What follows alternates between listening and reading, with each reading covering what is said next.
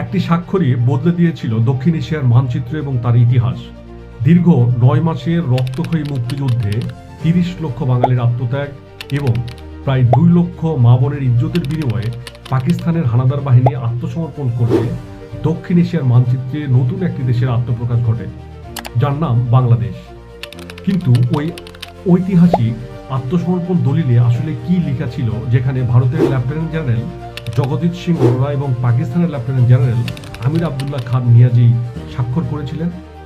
চলুন দেখা যাক সেই ঐতিহাসিক আত্মসমর্পণ দলিলে কি লেখা আছে।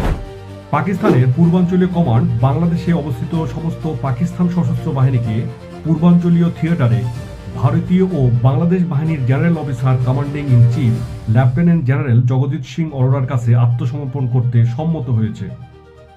এই আত্মসমর্পণে সমস্ত পাকিস্তানের স্থল, বিমান ও নৌবাহিনী এবং বেসামরিক সশস্ত্র বাহিনী অন্তর্ভুক্ত রয়েছে। এই বাহিনী তাদের অস্ত্র সমর্পণ করবে এবং বর্তমানে যেখানে অবস্থান করেছে সেখানে লেফটেন্যান্ট জেনারেল জগজিৎ সিং অরোরার নেতৃত্বে নিকটতম নিয়মিত সৈন্যদের কাছে আত্মসমর্পণ করবে। এই চুক্তি স্বাক্ষরিত হওয়ার সাথে সাথে পাকিস্তান পূর্বাঞ্চলীয় command lieutenant general Jagjit Singh অরোরার আদেশের অধীনে আসবে। আদেশ অমান্য করলে আত্মসমর্পণের শর্তাবলী লঙ্ঘন হিসেবে বিবেচিত হবে এবং যুদ্ধে স্বীকৃত আইন ও রীতি অনুসারে তাদের বিরুদ্ধে ব্যবস্থা নেওয়া হবে। আত্মসমর্পণের শর্তাবলীর অর্থ বা ব্যাখ্যা সম্পর্কে যদি কোনো সন্দেহ দেখা দেয়, তাহলে লেফটেন্যান্ট জেনারেল জগজিৎ সিং অরোরার সিদ্ধান্তই চূড়ান্ত বলে গণ্য হবে।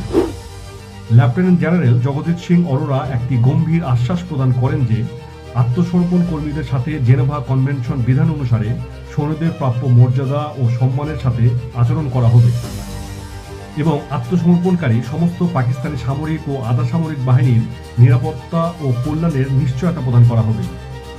লেফটেন্যান্ট জেনারেল জগজিৎ সিং অরোরার নেতৃত্বে সামরিক বাহিনী বিদেশি নাগরিক, জাতিগত সংখ্যালঘু এবং পশ্চিম পাকিস্তানি বংশোদ্ভূত কর্মীদের সুরক্ষা প্রদান করা হবে।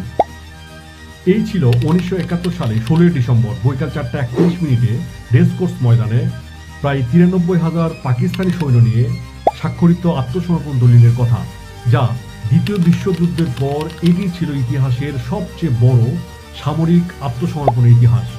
লক্ষ শহীদের বিনিময়ে বাংলাদেশের অর্জিত এই অমূল্য দলিলটি ভারতের ন্যাশনাল মিউজিয়াম, দিল্লি এবং বাংলাদেশের সামরিক জাদুঘরে প্রদর্শিত রয়েছে।